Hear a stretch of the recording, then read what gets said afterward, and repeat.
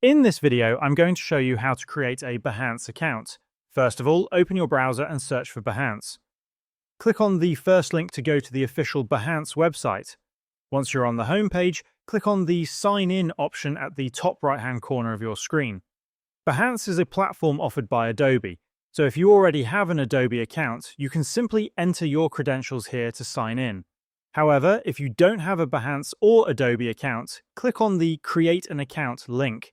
After that, you will see several sign-up options.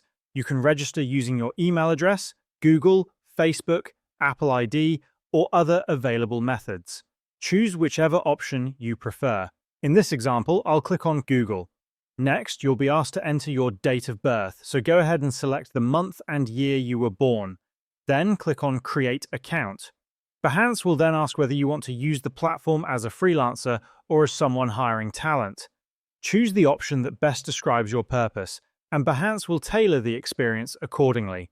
Once you've made your selection, you will be redirected to your dashboard.